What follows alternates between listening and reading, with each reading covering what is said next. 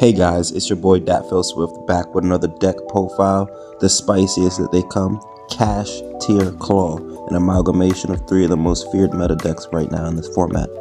KashTearClaw takes the best elements of these three engines and fuses them into one powerful deck.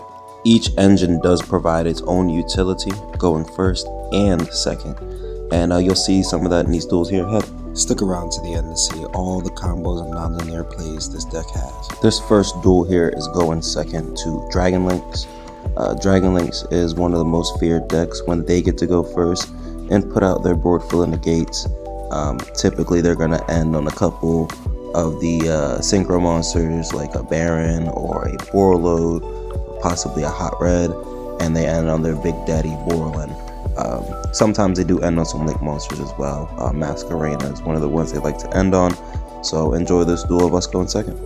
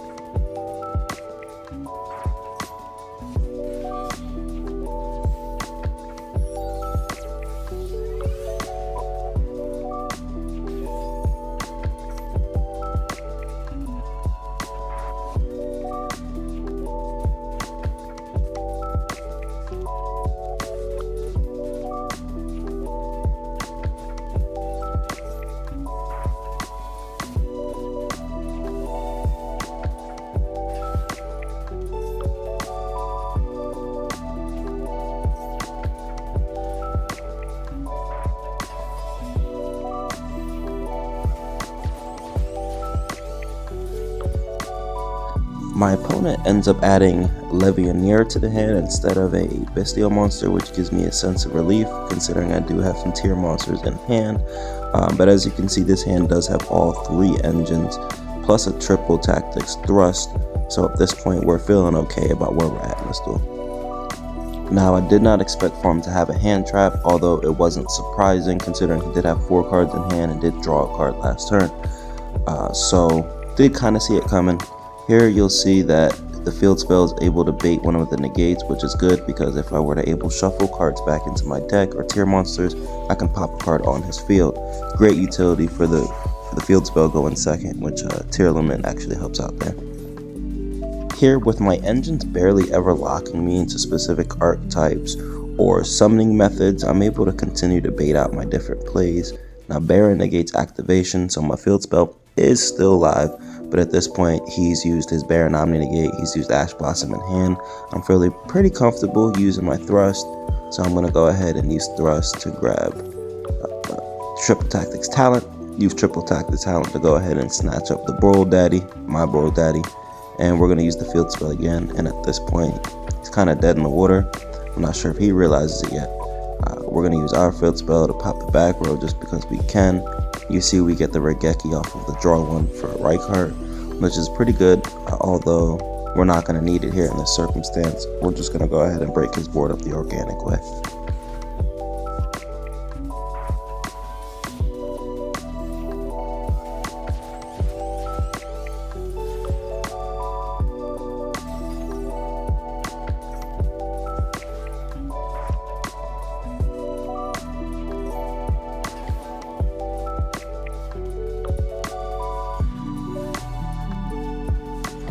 Here we're going to end with our most common OTK, which is Tryhard, Astra, and KashTearClaw.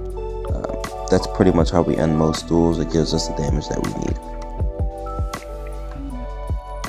This next duel is actually to showcase how little we need in hand to go for an OTK. As you can see in this hand, we again have all 3 engines, and our opponent's going to pull some spicy stuff with a double appointer of the Red Lotus. So that's going to allow him to take 2 cards out of my hand at the same time. And in real time, my opponent actually takes quite a while to decide what 2 cards to take. Ultimately, he takes KashTear Unicorn as well as Perlarino, which are 2 really good hits, 1-card combos. But any ScareClaw name is 1-card combo. Not just that, we also have Rhino Heart, which is a 1-card combo for Tier Elements. Although the Tier Elements line does not give us access to an OTK, it's more so to protect us from Nibiru, as well as bait out negates and occasionally load the graveyard so we can use Arrival and Birth more successfully for better targets. But we're just going to go with ScareClaw line. We have 2 ScareClaws in hand. There's almost no way that he can stop us from OTKing. You see, there's the Tryhard, Astra, and the ScareClaw KashTear. This next going second duel is actually going second to a Cyburst pile. At this point, I'm not even sure what he's playing until I see his end board, but it's just a prototypical Cyburst pile. He's going to go ahead and use the Math Mix as well and get a Super Factorial, Heat Soul, and I believe the Link 3 Transcode Talker, something like that. Pretty formidable board because he does end up drawing 2 cards. He can pluck a card off out of my hand on the field. It's a pretty nice board.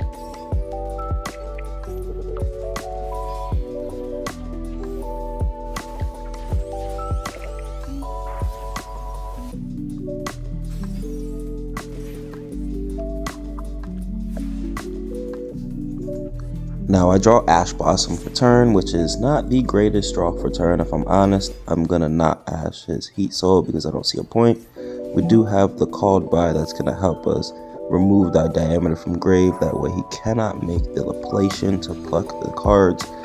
He's gonna have to make the, I believe it's called Alimbertion, which is not gonna do anything for him at this point in time. Or he actually makes nothing. So we're going to trigger Fenrir. He's going to go ahead and negate Fenrir, which is perfectly fine. At this point, we've made him use 2 of his back row on 1 card. We're going to use Sharon's Effect to mill.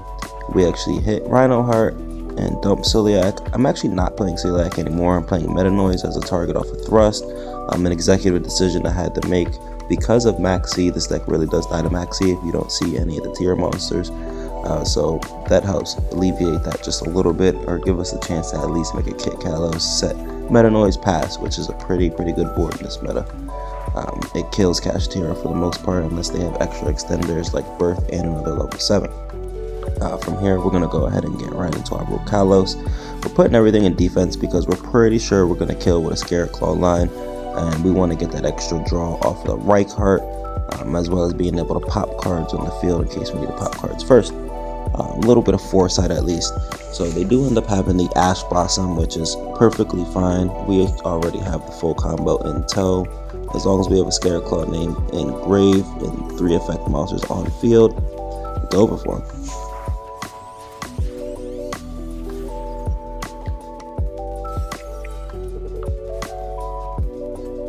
Now, looking at the board state, I do know I have to win this turn or lose next turn.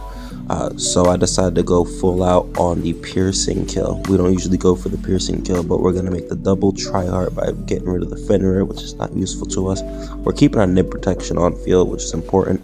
This allows us to get all the 3 baby ScareClaw names by using Tryhard twice. His effect is not once per turn in the extra monster zone, which just gets us to an easy OTK. He's only at 6,000 life points because of his boss monster. This next going second duel is against ScareClaw KashTearClaw. And they make an okay board here.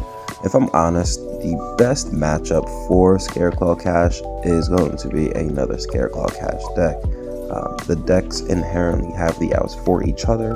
ScareClaw has multiple ways to pop cards, and KashTearClaw can make a Rise Heart off of the effect of a Shangri being activated, which helps them go in second. So it's kind of unfortunate that this deck does counter itself so very well, and it even does happen to me occasionally. But as long as you're able to play your cards right, you should be okay, which my opponent here is not able to do, and you'll see how.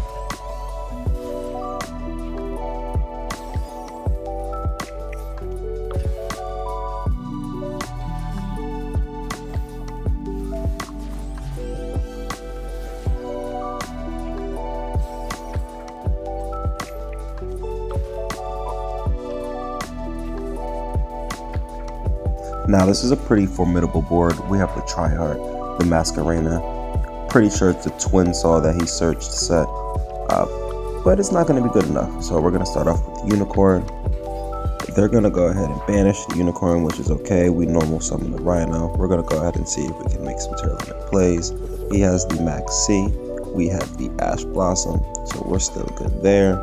And even if he did resolve Max C, we're going for the kill this turn regardless.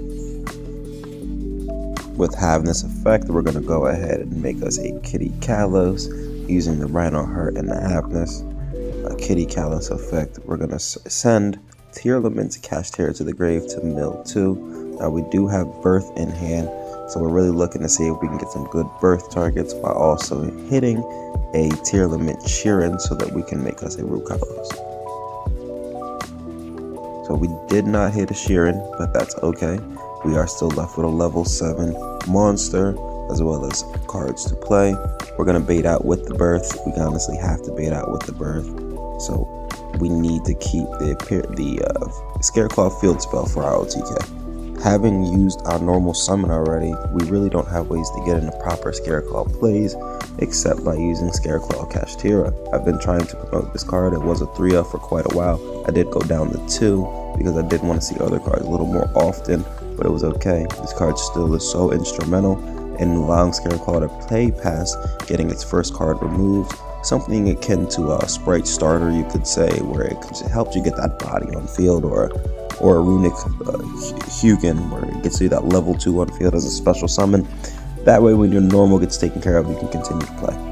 From here, my opponent knows he's pretty much dead. We are going to go ahead and make Big Eye effect. We're going to take their Fenrir effect. We're going to search us a Rise Heart. Allows us to special summon the Rise Heart. Change it to level 7. We want to go ahead and wipe his board first. That way we leave him with 1 resource, which is the 1 card in hand, and whatever card he's going to draw. And then we'll go ahead and get right into our Shangri-La. Now from here, we're just looking to control the board. We do have a Suliak set, which we really can't do a whole lot with, which is fine. It eventually could come up in certain circumstances. Maybe if he were to Harpy my back row, and then I can add a tier to hand. He's going to continue. He's going to attempt to play. He's going to use the Pressured Planet to grab him a Fenrir. He 100% is trying to get up into Rise Heart, but he doesn't have any resources left. No field spells, no nothing. He knows the game is over. GG's. These next 2 duels are just 2 examples of how KashTear variants just have a difficult time getting over Tryhard specifically. It's actually what allows ScareClaw KashTear to be a little bit better in the mirror match than pure KashTear. Now, this matchup that we're playing against is actually not pure KashTear. It's KashTear Evil Eye, I believe. Evil Eye is pretty good. It actually allows them for some versatility, some back row removal, different outs and different types of interactions that other types of engines wouldn't bring. It actually is very impressive, but they just don't have the right outs to get rid of the Tryhard still.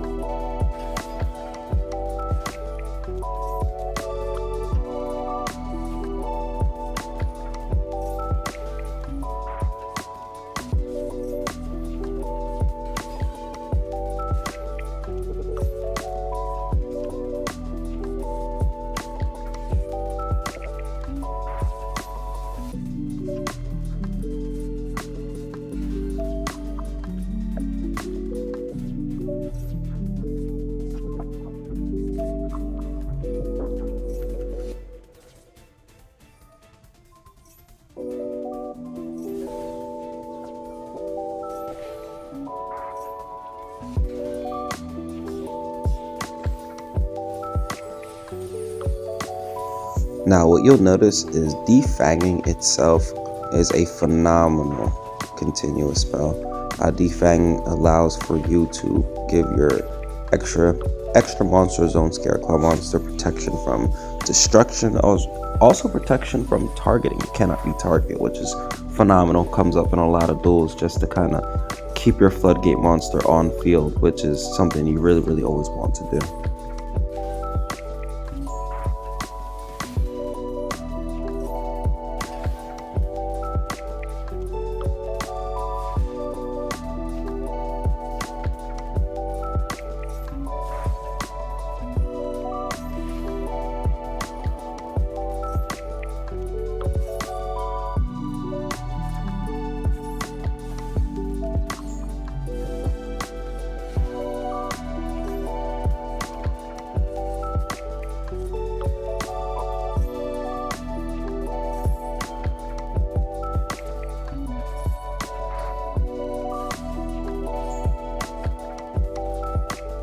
Now our opponent is unable to clear our board. We still have too many resources in grave and try hard on field, so we're just going to go ahead and spam out our KashTearClaw monsters. We have 4 attacks with Tryhard and a defensive attack with KashTearClaw KashTear, so he's out here.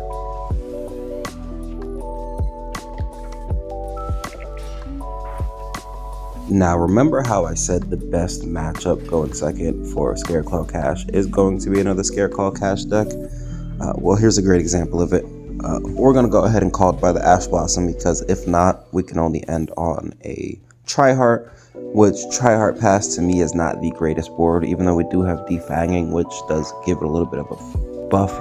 Still not the greatest to me, so we'll call it by the Ash. That way we can at least do some KashTear plays, as well as our Tryhard plays. Alrighty.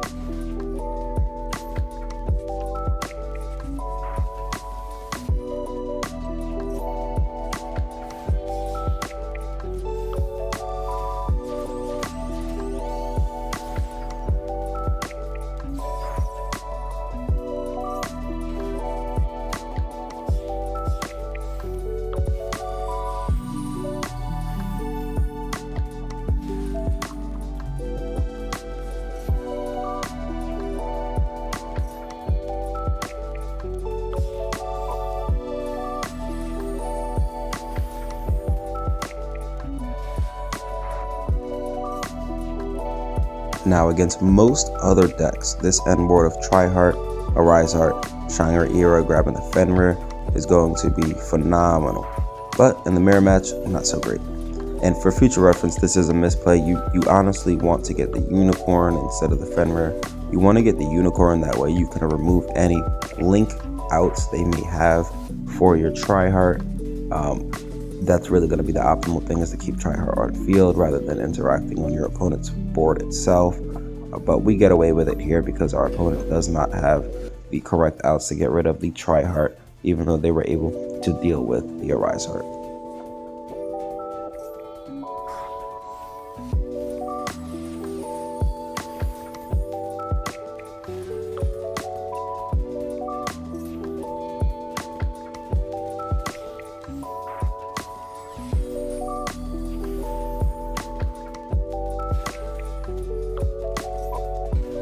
Now, I know here my opponent was trying to negate my Tryhard, which, if KashTearClaw KashTear leaves the field, its effect is not applying to negate the monsters on field anymore, so that doesn't work. But even if he did negate the Tryhard, I'm not 100% sure what his plan was from there. He's already used the big eye and had no real way to erase my Tryhard from the field.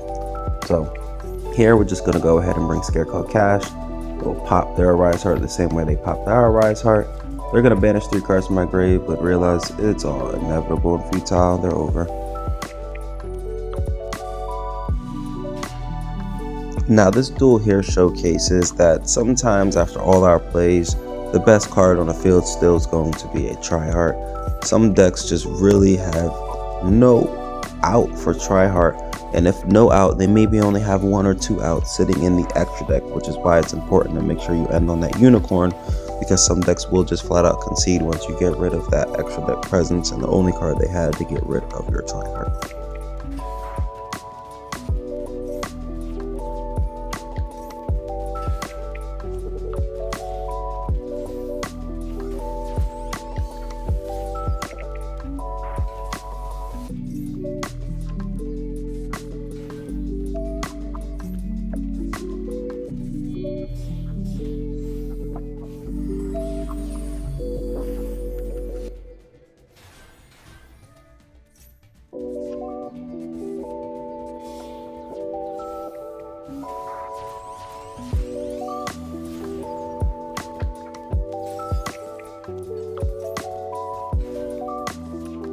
Now this is a pretty good board. We don't play the Celiac anymore, but boards like this do make me miss it. Having the Kit Kalos, Celiac, Tryhard, and the Shangri era, bringing up the Unicorn, do make me miss the Celiac just a little bit. Celiac's able to negate a monster that's permanently on the field, as well as sending my Kit Kalos to the grave so I can mill. Unicorn's also going to chain. We're going to look through his extra deck and get rid of 0 Boros, one of the outs to Tryhard. He did have one other out to Tryhard, I believe it was Access Code Talker, but 0 Boros I think is a link 4 that scared me just a little bit more to Access Code, because Access Code pops and I do have protection from my Tryhard being popped at least twice, I would say, once from a rival engrave and once that he'll have to waste on defanging. You're also going to see a Super Poly here. I don't use it, and I cut it from the deck. It was pretty good in the beginning, but this meta doesn't really allow for Super Poly to be as good as it used to be. You're going to see too many KashTearClaw players that are just not ending on boards that can be Super Poly, and you don't see a ton of rogue decks at the moment.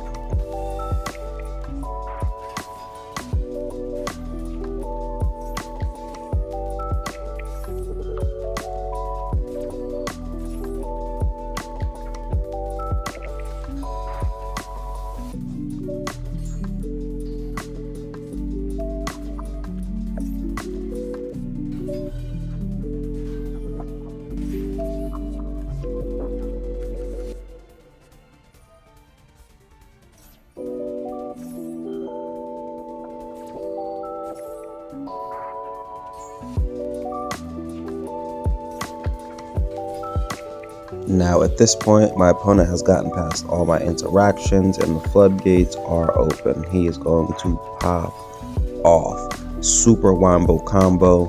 His extra deck was super spicy. It had a lot of different cards in there, a lot of different avenues for him to go through.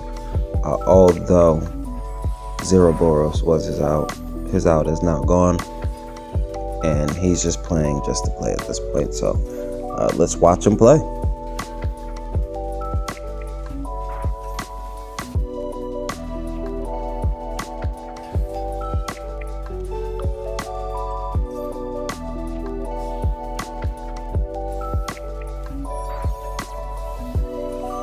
He does manage to deal with the Shangri era using a Chaos Angel, which was pretty crafty, although I don't think that was the problem card on the field for him.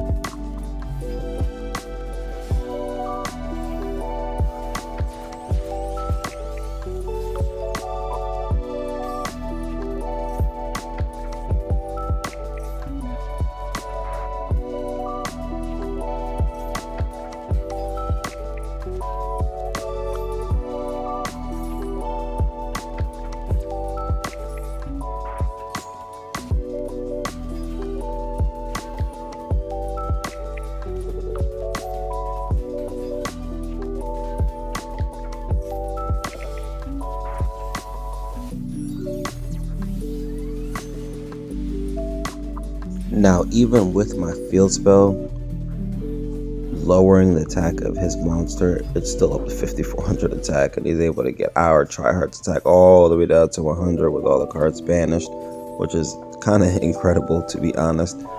Cheng Yang is an extremely strong boss monster, and now you can see I'm just down to 0 attack, but we're able to protect with a rival, which I'm sure is the bane of this guy's existence at this point in time. Which is a-okay. We're gonna go ahead and flip all our monsters back forward, get our attack boost back. From there, we're going to just play a little bit, just so we can get our ScareClaw cash out of the grave, because that's going to allow us to negate Chang Yang when we attempt to battle over it, and that will be GG's.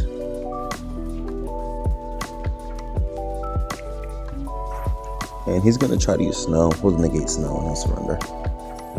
There we go, Rokalos, playing your part, my friend. Playing your part.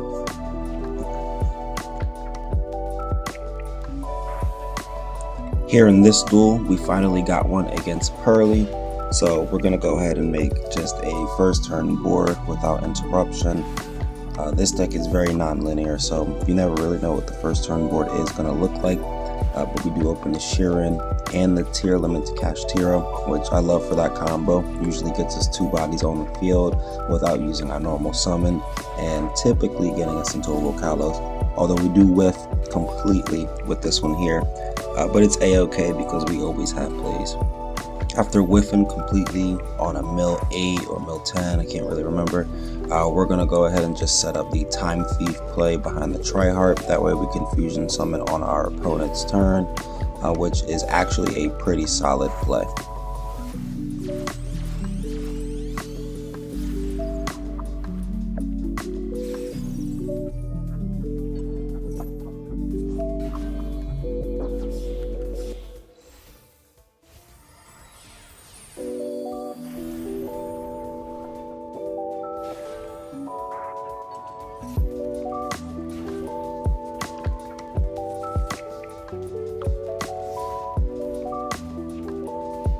So at this point, we have the Time Thief Tryhard with the Fenrir. We'll do Time Thief's effect. We're going to get a spell, which is phenomenal because that is draw 1 card. They're going to normal summon a Pearly, activate its effect to excavate 3, add 1, and we're going to go ahead and use Time Thief.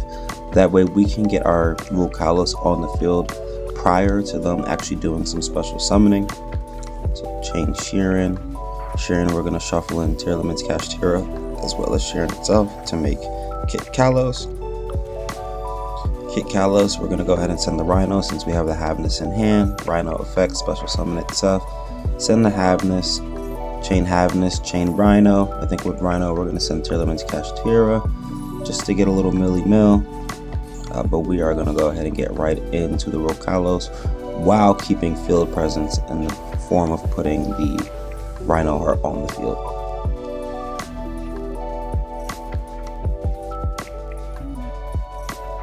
Now they activate My Friend Purely, which typically is something you want to negate.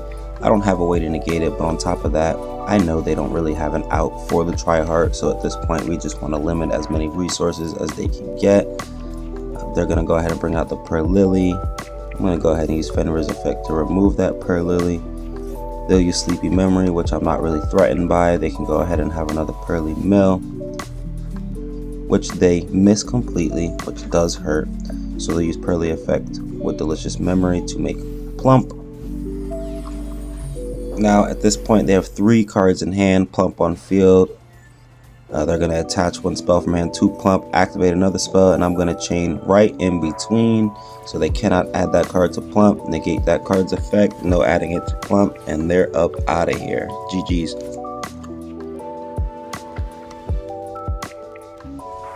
Now, if you've made it this far in the video, I really appreciate it. You've probably seen some really nice combo lines and how all 3 engines can synergize in this deck. But this is probably one of my favorite duels of the entire video.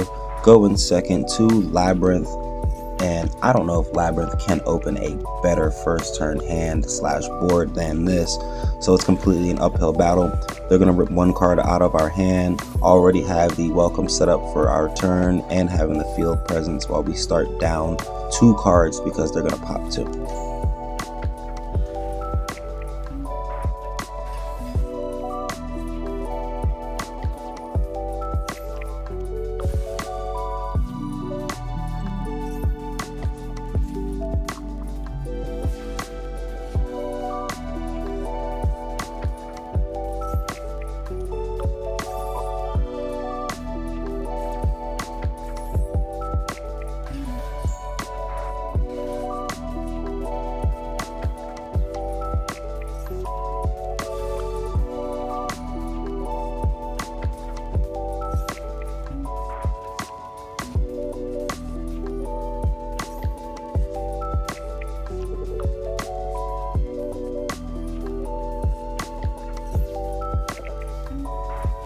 So at this point, we're going to start off with normal summoning the right card just to proc some interaction out of them, because they do know I can threaten straight into the light heart from here. What they don't know is that I have the arrival in hand, although they may figure I'd have it since I did not activate right card, but I strategically didn't activate it because I do want to draw one card as well with right card as searching. After he finishes resolving all his effects, I'll go ahead and threaten the triple tactics talents, which I did wish that we got the draw 2 off of, although baiting out the Ash is not a bad deal. So from here, we'll go ahead and bring that right card back. This time we will proc his effect, and they max C us, so awesome. We love to be maxied. Master Duel problems, but it's okay. A lot of decks don't play the relevant hand traps that they need to use a max C to the best of its ability. So we end up drawing into the birth, which is phenomenal. So we'll go ahead and link up into Light Heart, that way we can get our field spell. Field spell effect, we're going to go ahead and search out our KashTearClaw KashTearClaw, which is integral to the synergy of this deck. Now we're going to go ahead and pop their monster, which there really is no real reason to pop their monster. We probably should have popped the back row, but it's irrelevant to the fact we'll activate birth. Bring back the Fenrir that we banished with the KashTearClaw KashTearClaw, search out a Tearlaments KashTearClaw. Now at this point in time, we're just trying to get bodies on the field. That way we can end with a full KashTearClaw board to OTK through his monsters.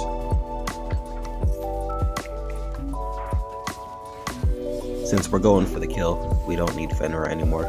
We're going to go ahead and link off Fenrir and 2 monsters to get into our Tri-Heart.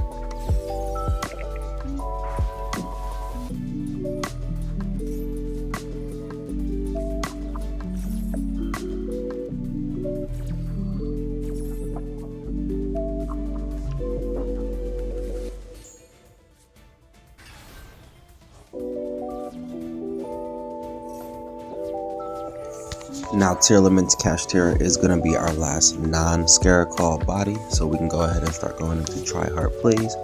Tri-Heart will search out one more KashTearClaw name to make another Tri-Heart, because we do need all the names on the field. So we'll use that Tearlaments KashTearClaw, get it off the field, bring back Astra. Astra will search out Acro. Now we do have all 4 of the different KashTearClaw names that provide a battle effect. Only one we're missing is right card, but he doesn't provide a battle effect, so we'll just do piercing damage over 3 attacks and seal their fate. GG's.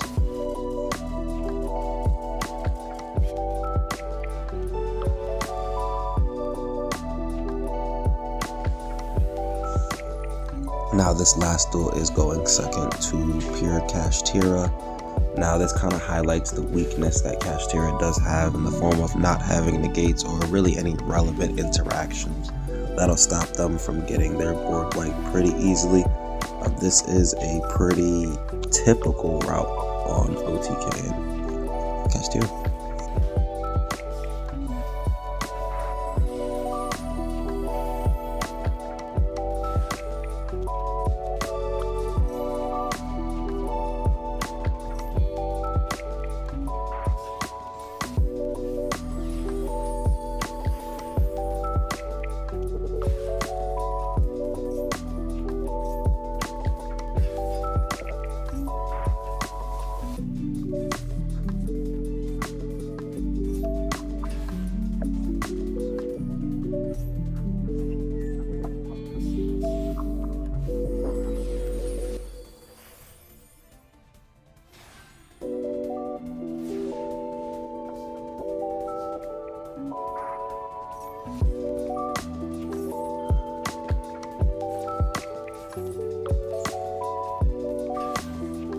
Now, without a doubt, this is a really good KashTearClaw board with the potential to lock like 6 or 7, 8 of my zones using a Birth, a Fenrir, Unicorn, as well as a Rise Heart with a double Shangri lock every time.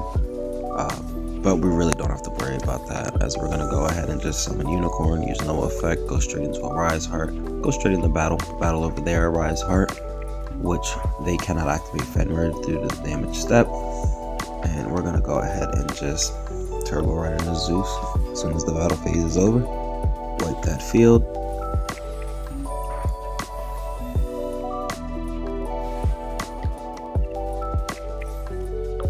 Now that the field is wiped, they have 2 cards in hand. We still have a full hand of 5. Normal summon Rhino Heart. Go straight into our Tearlament plays.